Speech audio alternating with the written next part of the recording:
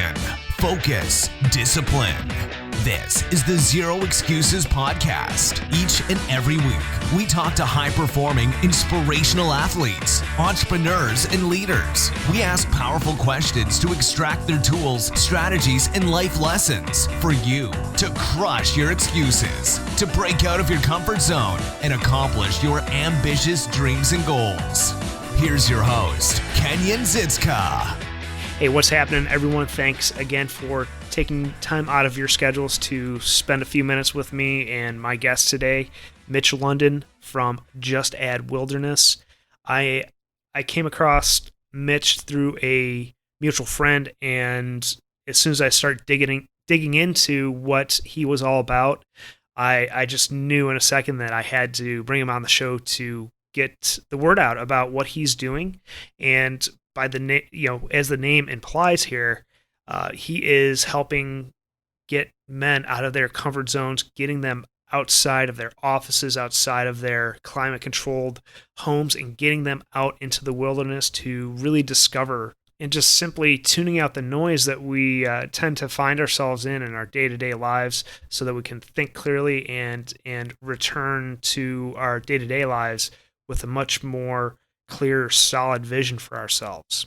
And as someone who grew up in the outdoors and someone who really appreciates getting out of the noise, I'm really, really supportive of what Mitch is doing. And I definitely want to, one of these days, join him on one of his journeys that he takes men out.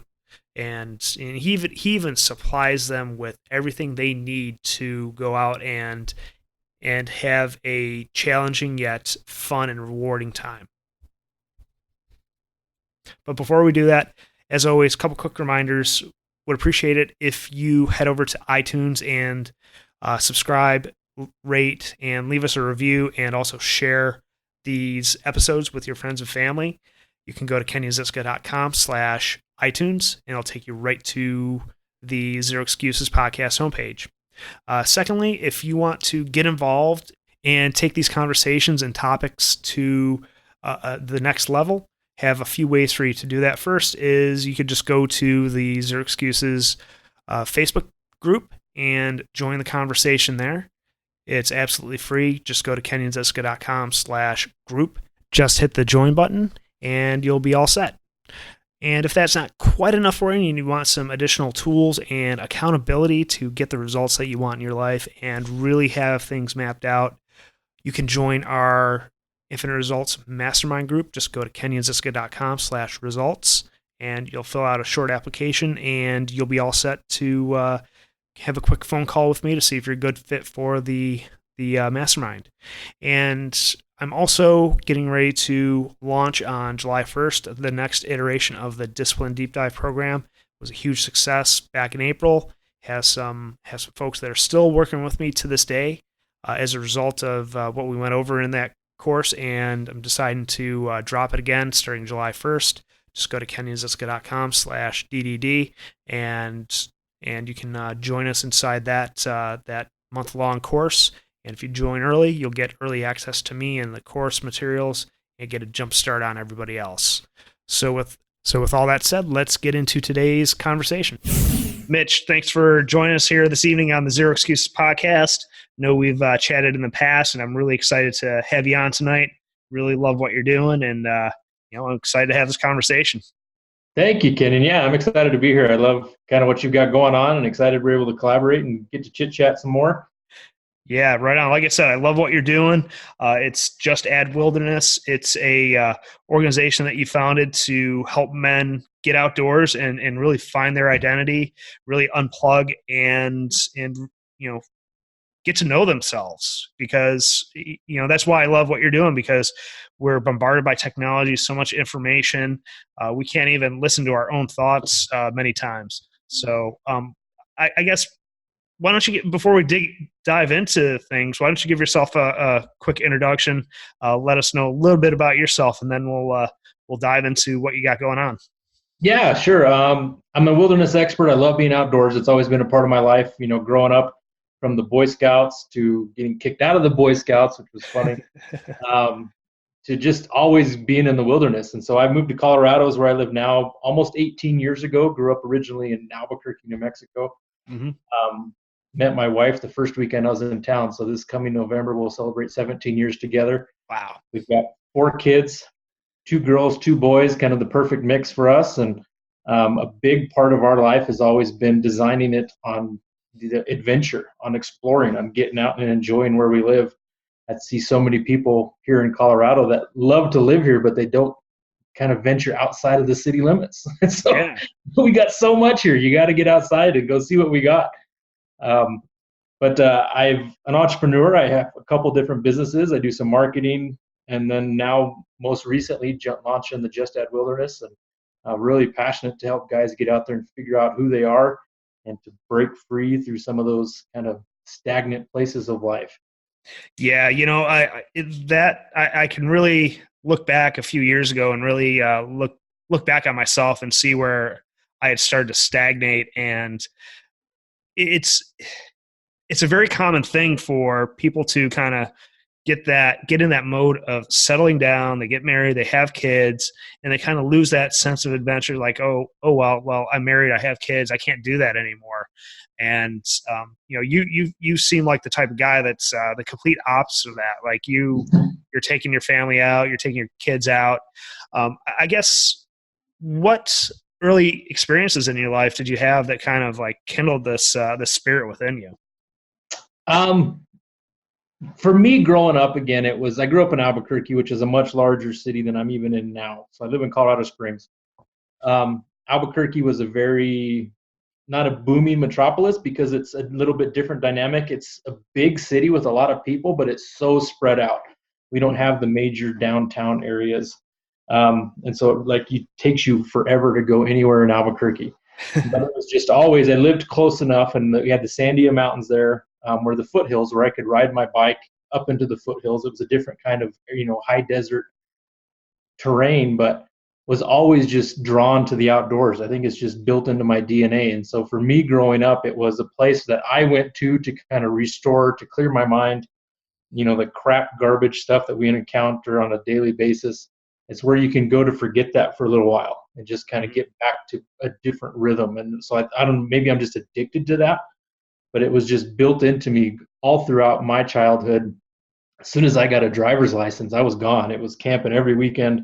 It was fishing all the time, just getting into the mountains everywhere I could go. And I didn't realize, at the time, of what it was doing for me as a man, as my identity, as my soul. But it just really kind of helped shape to who I am now. And it's just been this constant exploration of getting to know what's out there and getting to know myself when I'm out there, to quiet my mind, to get rid of, I think we had talked before, this term mental pollution. Mm-hmm. Mm-hmm. Inundated with these different thoughts and these different things that come into our minds, and to really just quiet everything down and figure out what's really important in life, and kind of hitting that reset button more often than not. So is it as simple as just getting outside for you to quiet that mental chatter, or do you go out there and do other things that help that along? I'm a big fan of photography, but even for me, just when I need to get rid of the noise, it's escaping the busyness of city life. So even if I'm just in my car, I hop in my SUV and I go cruising through the mountains. I just pick a mountain road. When I first moved to Colorado 18 years ago, that's what I did. Every day off I had from the job I was working, I'd hop in the car and I'd just take a new road, see where it went, go explore, go find something, what's down this one, and I just turn and go see where it went. And so to me, that helps me to quiet down my mind. So even when I'm driving, you're focusing on driving and other things, and you can kind of release some of those anxieties of the day. And that's always where I've had my best ideas, my aha moments. My biggest revelations have come when I've been either out hiking, taking a walk, sitting by a stream. I'm a huge hammock guy. So yeah. I've always got a hammock in my car. You go string up a hammock by a creek somewhere and, just relax, unwind. Yeah.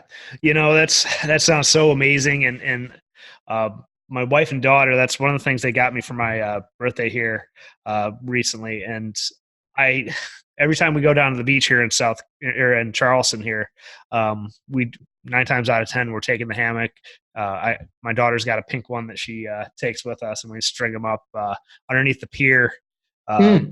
on the ocean front, and it's I love just sitting in the hammock, just listening to the ocean and feeling the breeze. It's just sitting in the hammock and unwinding is amazing.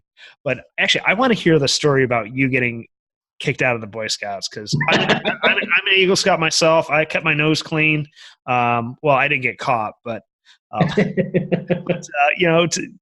don't you share that story? Yeah, I almost made it to Eagle Scout. I was planning my project. I was doing everything I had to do, and I just had to complete the project, and that was all I had left. But I was always a rambunctious young man. So, I'm 40 years old. So back when I was doing Boy Scouts and everything, BB guns and firecrackers and knives, the big Bowie Rambo knives, Yeah. and those are the kinds of things that they sometimes frown on. They want you to be responsible young men and to do these kinds of things. And I like to have a little flair of danger with it. And we got to a point where they would search our backpacks before we could go camping. Mm. So a buddy and I learned to tape things to our body underneath our clothes, and the backpacks were getting searched, but our bodies weren't getting frisked. So we would still end up taking these things, and it finally just got to the point of like, hey, we've tried to ask you not to bring these, Roman candles and firecrackers and BB guns to the woods, and like we're not being dangerous, we're just being boys, like we're just having fun. And so yeah, we kind of got asked to not do that anymore and not come. Yeah. So, Man, this sounds a lot like the group that we were, our troop was a lot like that. We were kind of like the paramilitary troop in our district. So, and actually, looking back on, the guys that I was with, we have, myself, spent 22 years in the military. We have a Navy SEAL. We have, a doctorate in psychology.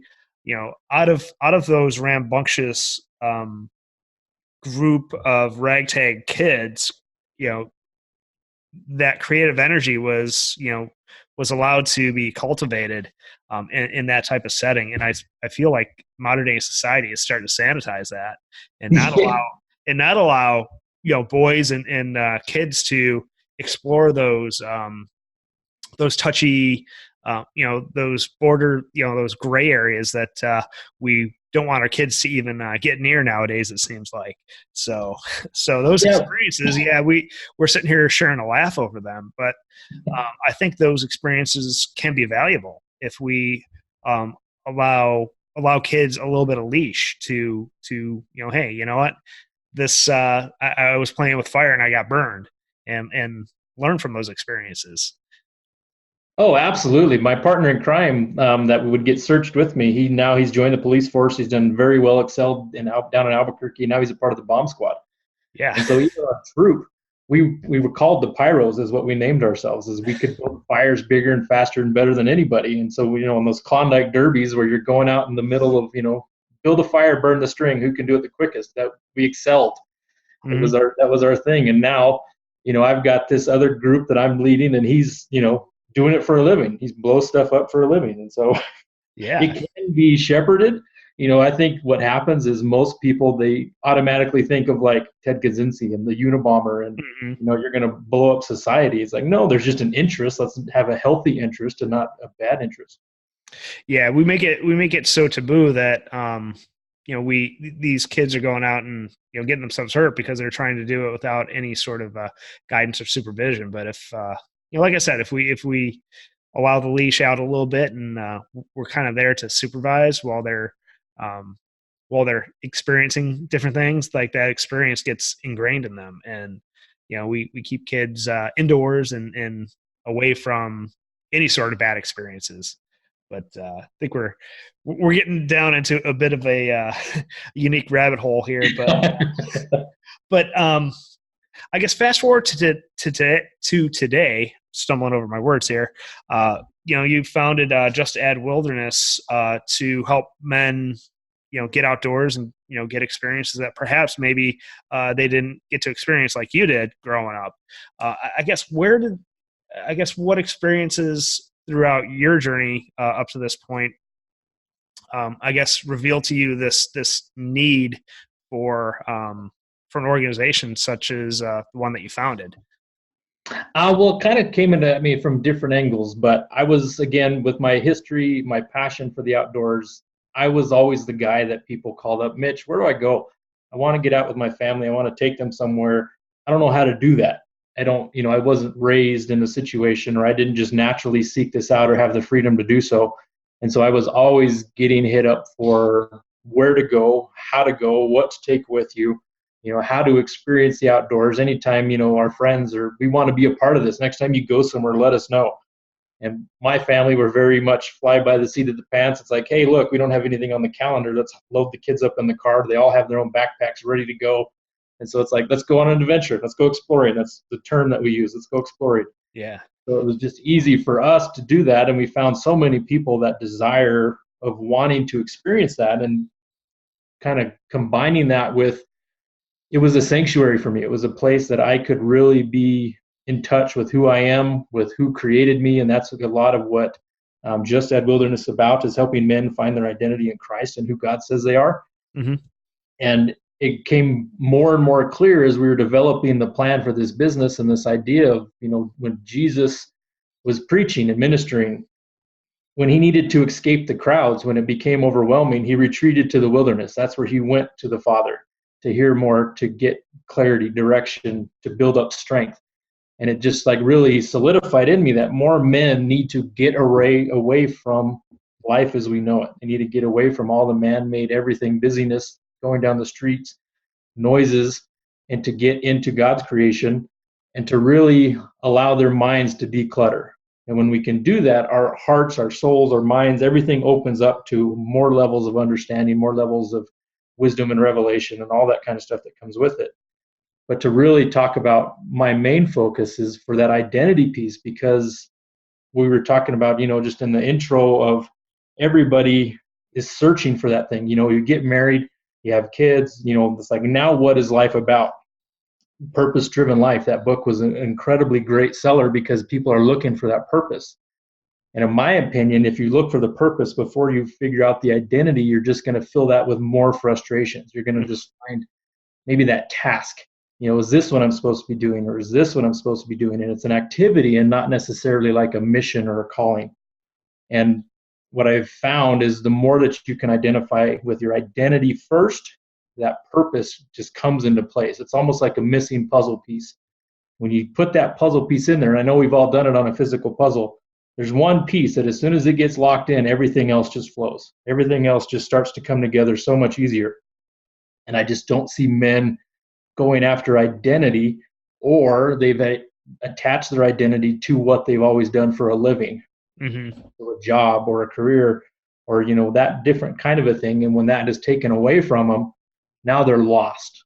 Our careers are never set in stone. And it's just, if my identity was tied to what I did for a living, then I'm in trouble when that doesn't happen anymore. Yeah, because jobs can come and go, and if we tie our self-worth, or our, like you said, your identity to a job or a career, those things aren't they're fairly tangible, but they're not as tangible as an identity and a purpose.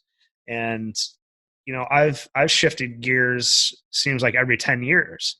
Mm-hmm. And there's nothing wrong with reinventing yourself based on your experiences and based on doing some internal work, like you're facilitating when you take these guys out into the wilderness. So what type of, aside from just going out in the wilderness, what sort of activities do you guys go through to kind of facilitate this forging of one's identity? A lot of it is kind of breaking down past, that mental pollution is a term I keep coming back to, because for me, I was this fun-loving, rambunctious kind of kid. And so everybody told me, my parents spoke to me, said, hey, you're not college material. You're a dreamer. You got your head in the clouds. Back when I was growing up, an entrepreneur wasn't really an entrepreneur. It was a business owner, and you owned a franchise of something. But you didn't just create businesses like they do now. And so that wasn't something that was on my radar, but everybody was telling me what I was or what I wasn't. And so so much of that helps to form an identity that you believe, whether it's consciously or subconsciously, and you put these limits on your life. So one of the main things is to break down and let people realize, when you come on this event, you're not allowed to talk about what you do, quote unquote, for a living. You need to realize that a job is not who you are. Right. There's more to you than that. And so we dig in deep and say, okay, what does the Bible say? What does God say about us? Who does he say we are? And by putting in some different applications, into that, we can start to break down those barriers and really understand our identity in that. And I kind of liken it to when somebody makes a claim against you now, as we're growing up and older, that's just so outlandishly false. It makes you laugh. You don't give it a second thought. So you're able to kind of withstand some of these different things now as you grow older and mature. But when you don't have that set in stone, that doubt comes into your mind, and it's like creeping in there, like, well, are they seeing something I'm not seeing? Is there something going on that I'm not aware of? And it just creates more turmoil, more mental pollution.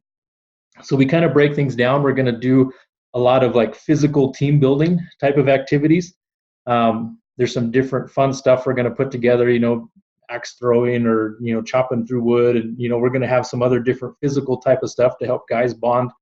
But then it's like some deep dive coaching where you're really getting in and understanding how to process these things, how to move forward, what tools that we can equip you with. We don't want you to come to the mountains and figure out who you are and then go home and it's like, now what? Now I come back to life and it's just every day's the same and you lose that experience. So making sure everybody's got tools and equipment and, different practices to use to go out there. But there's something different, even just starting off, at the trailhead. You put on your backpack. For a lot of guys who don't live in the Colorado area, altitude, it's something to kind of deal with. But that first thing that you're battling is your own self, your own body, and you have to conquer this just to even get to camp. And so it's kind of designed where we're going to hike in there and it's going to be a little strenuous. It's not going to be overly bad, but you're going to have some thoughts of like, oh my goodness, can I do this? And you need to prove it to yourself that you can. And so it's just winning those battles along the way before we even start any of the other stuff. Mm-hmm. What sort of elevations are you guys at? This particular trip coming up in June will be about between 10 and 11,000 feet, depending upon the places that we're at. And so I was, before everybody comes with me, they hop on a phone call with me and we talk about, their physical abilities, any experiences that they've had. And some people have never been above 3,000 feet.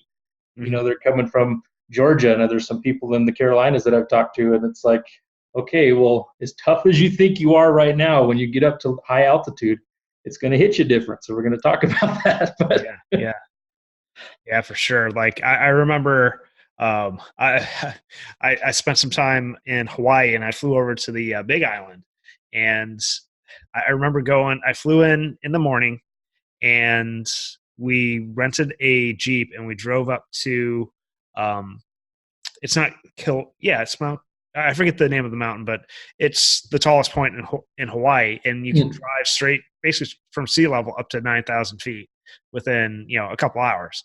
And me and my wife were, we got up to that observation point, and it was like, oh my God, like, just like we were getting a little lightheaded, and it was crazy, and we weren't even up to the summit yet. So, so we're like, I think we better turn around, because we didn't want, we were only there a short time, but I can only imagine, like, and we just drove up there. Yeah, I can only imagine what it would be like to do that, and then go throw a backpack on and then go traverse, that type of terrain. Yeah, it's going to be, I'm really looking forward to it. I really want to make sure that everybody who's involved, we protect that sanctity of that group, because I think even more powerful than the actual teachings and coachings that's going to go on is that guy that's going to be next to you, that bond that you're going to make with, a brother that you're going to find for the rest of your life that you can confide in. But encouraging each other along this trail and pushing each other. There's something magical when you're hiking by yourself. You can kind of let yourself off the hook a little bit, and you can slow down and take a lot of breaks. But when you're in a group, it kind of pushes you and it kind of keeps you accountable. And just, watching men experience that type of a thing, it's really it's a breakthrough moments, whether they realize it or not. They're learning to conquer themselves. They're learning to conquer the minds and those little demons that we all have inside of us that try to tell you can't do something, and you're proving it to yourself that you can. And so it's little battles the whole way that you're winning. Yeah, I want to back up a little bit though, because you mentioned that on these trips you are equipping guys with some tools and practices to take themselves forward after they kind of discover their identity. What are some examples of tools and practices that you send these guys home with? One of the major things that totally turned around my life, and it's, I'm a Christian man. I believe strongly in the Bible and what it says. And when I made the shift in my life to actually, in my prayer life especially, when I get up in the morning, I have a set of, I guess it's not a set because now it takes me about 20 minutes to read through, but it's almost affirmations and scriptures that I pray over my life and my family and my business. And for me, a major shift was not just my own praying and my words and my understanding, but praying the words that are written in the Bible over my situation. And for me, there's nothing stronger or more powerful than what God has said about me in my life. So finding these different nuggets, and I have some different scriptures that these guys are going to have, and we're going to go through, and we're going to talk about different areas of their life, whether it's your health, your finances, your relationships, your marriage, your kids. But when we apply what God has said about that situation in our own lives, it changes things. You see breakthroughs. When I started doing this, my marketing company quadrupled. It was just amazing, kind of the barriers that were now broken. It's like, when you start to get things really going, really in sync in your life, and just that understanding that comes with you. So when these guys go home, we're going to teach them how to handle situations, how to handle objections. And again, when you know who you are and you know what's there for you, if you see something coming against that, you can boldly say, no, I'm sorry, this is not acceptable. And you have a different stance that you can stand from to move forward in that situation and not just, accept things in your life. Far too many guys just accept these different things as happenstance, or, anytime you have confrontation, or not confrontation is the wrong word. Many times you have like objections coming against you. You have to say, no, this does not belong in my life, and this is not going to stay. And I am going to do something about it. And I have these tools, these scriptural things to prove my point, and it's going to change in my life. And it does when you apply those. It really changes your whole kind of climate of your house. Yeah, when you have a solid foundation, which is your identity, to base standards on, life becomes a whole lot easier, because once like you said, once you know who you are, it's easy for you to see see where the line in the sand is, and take a stance, against anything that's contrary to what you believe in. I guess for kind of for sake of the listeners out there, what when if somebody's listening out there and they're like, okay, well, all this sounds good.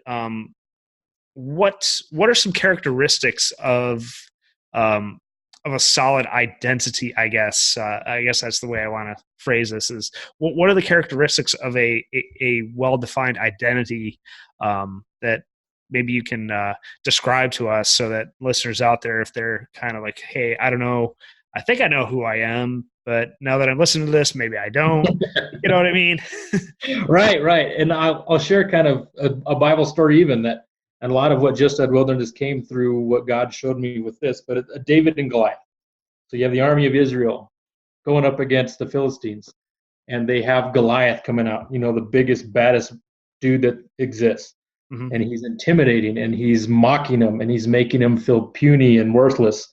And this is Israel. This is God's people. This is the army of God that's out there facing him. David comes up on the scene, and he's like, who is this joker? Who does he think he is talking about this? His attitude is because David knew who he was in God. He knew his place. Now, obviously, some things had led up, before he was anointed. I told all these things prior to any of this happening, but he communed with God as he was out shepherding his father's flocks. He had seen God working in his life before, because he could say, the same God that delivered the bear, the same God that delivered the lion is going to deliver this guy into my hand. And so he had gone through his experiences, but he sought out these kinds of things. But it's that type of confidence to where it's so outlandishly wrong. If you don't have that inside, then I would encourage you to really dig in and say, okay, what does God say about me? Who does he say that I am? Does he say that I'm more than a conqueror? And what does that mean? Because you can't just read it on the page and have mental assent and say, yeah, God says I'm awesome, so I think I believe it. It has to explode inside of you. You have to get it to where, and a lot of that just comes through soul searching. But what God showed me is that scene of David and Goliath, but it wasn't focused on David. It was focused on all of the men standing behind David, the ones that were absolutely paralyzed and couldn't function. An army couldn't go out to this one man and take him down. That whole army was sitting there paralyzed with fear because they completely forgotten who they were and whose they were. And that was the scene that God showed me. Men are paralyzed because they don't know who they are. They can't function. This is an army. Their purpose is to go and conquer these other guys. They've got God on their side, and they can't function because they don't know who they are. And so a guy, one man, comes up who does know who he is, and it changes. And so what happens if we have an army of Davids? Everybody who can understand, this is who I am, and anything coming against me that is so outlandishly wrong, like this Goliath was, I know because I am so solid in what God has told me that he has no chance. There's nothing he can do to me. There was no thought. I mean, how do you go out into battle with a slingshot, with a ginormous man with a sword and all the other armor and stuff that they had on him? He just absolutely knew there's nothing this guy can do to me because of who my God is. He's got my back. He's prepared me for this, and he's going to help me fulfill this. And so it was just that absolute clarity. And so I encourage anybody, if you don't have that exploding inside of you, which I didn't for the longest time, most of my life, this was much more of, the last couple of years of my life where I've stepped into this and seen the change and the transformation, because I thought who I was based on what I liked, what I did, what people told me I was, personality test, Myers-Briggs, all these different things. This is who I am because this sounds really good and makes me feel awesome. But it wasn't until I got where I needed to know, Lord, I need things fixed in my life. I need my marriage fixed. I need my relationships with my kids fixed.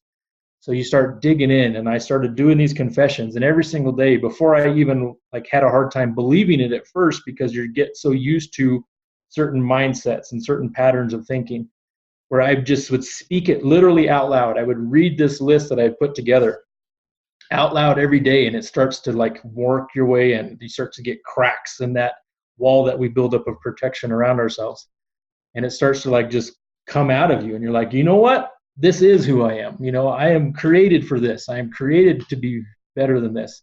And it just wells up in you. And it kind of, as you're speaking it, you're hearing yourself talk.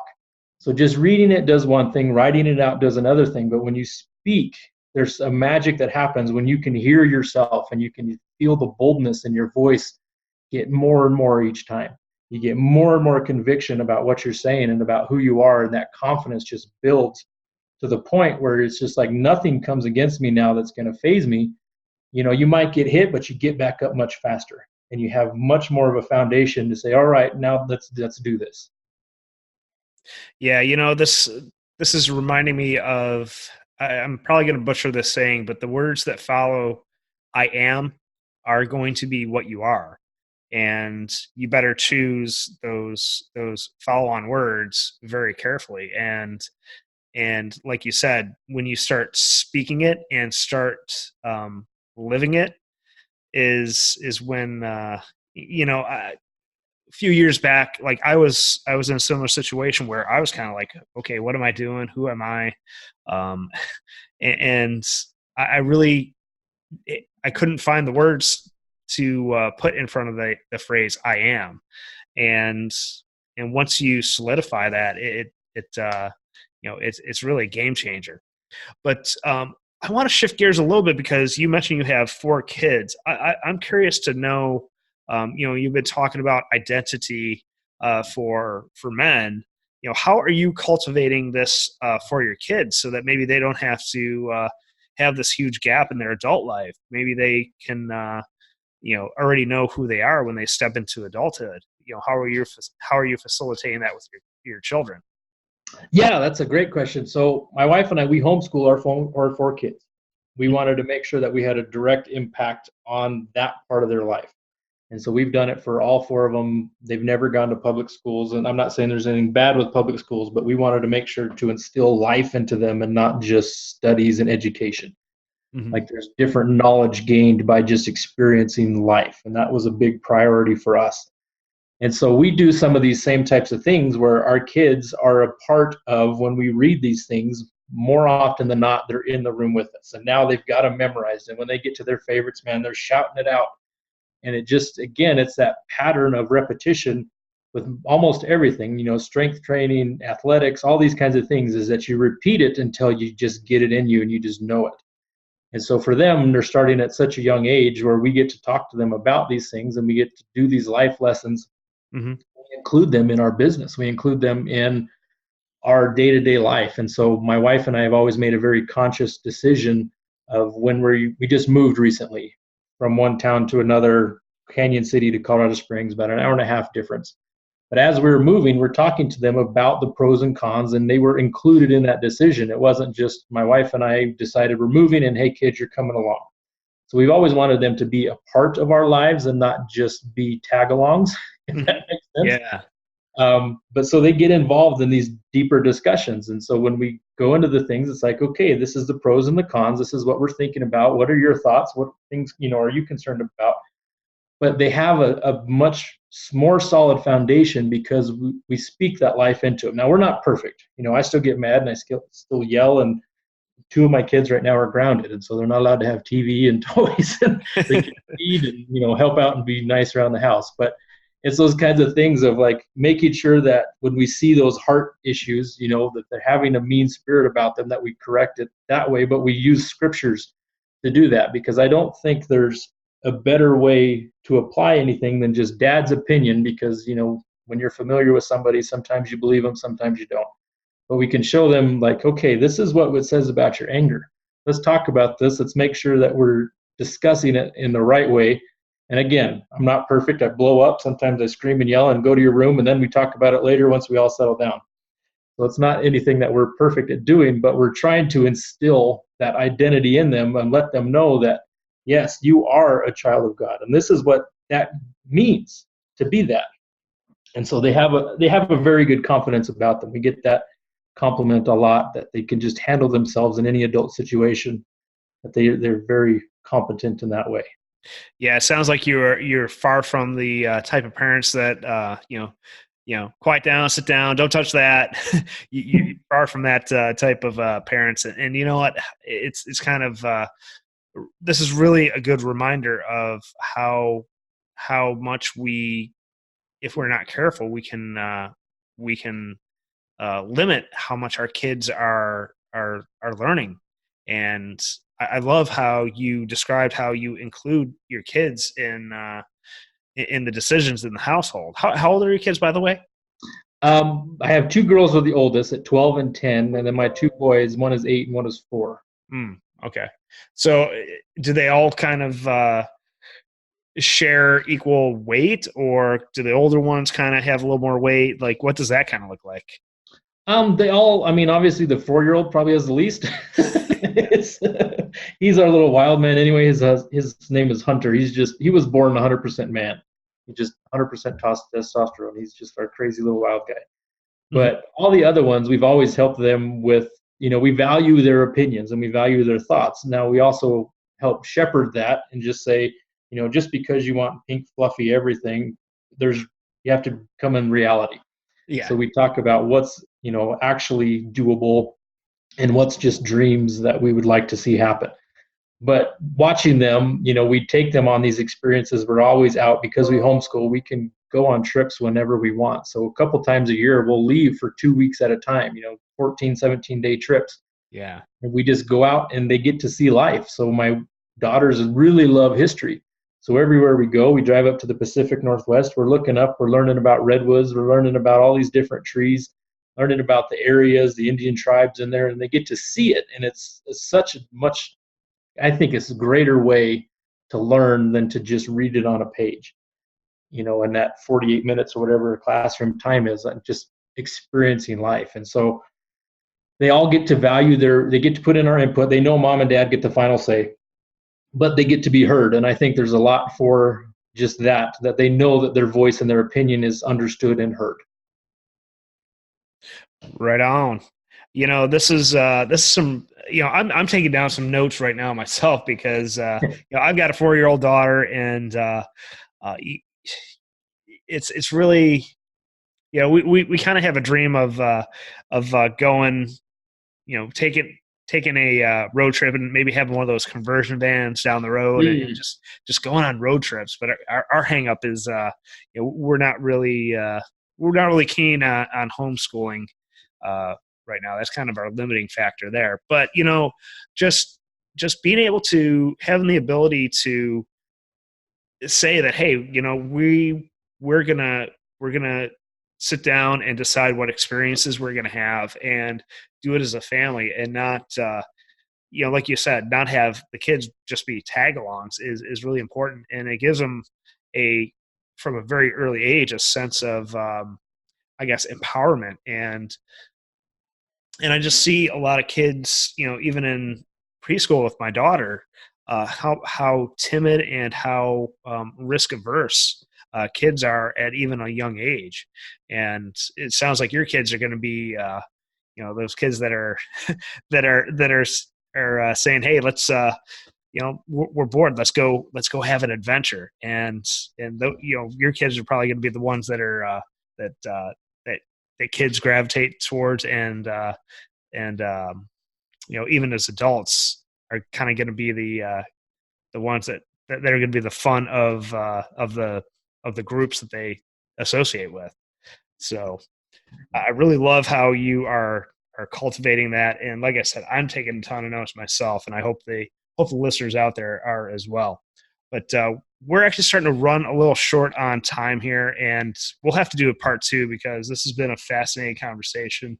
And, yeah, I love it. And I definitely want to hear how things are progressing with your Just Add Wilderness experiences. I might want to tag along myself one of these days, because I actually own some land in Colorado. I've spent some time there, but I definitely want to get out and explore. And there's just so much to see out there.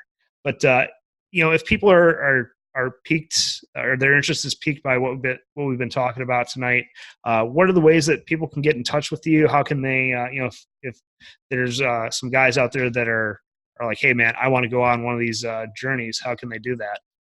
Yeah, absolutely. We got a Facebook page that is very fun. Lots of engagement on it. It's just Add Wilderness if you search for that. But then the website that explains more about the trip, give you some more details on that if you're interested in the experience side of it. And we call it the breakthrough path, because we really feel that as you journey out on this trail, you're going to find your path, and you're going to find that breakthrough in life. But it's just simply go.justaddwilderness.com. And so getting guys out there, everybody will go through a phone call with me. We want to protect that sanctity of the group and make sure that everybody gets the experience that they're after. It's not just a time to go hang out with a bunch of buddies. There's a time and a place for that, but have a phone call. We decide if it's the right fit for you, and then we can move forward from there. But everybody that comes gets gear, which I think is really awesome, to help inspire you to get back out into the wilderness after this event. So you'll go home with a backpack, a sleeping bag, ground pads, water purifier, these different things that are necessities for backpacking, as you get to go home with those as part of it. Right on, man. Well, like I said, I'm definitely going to look into this. And, when's the next one after June?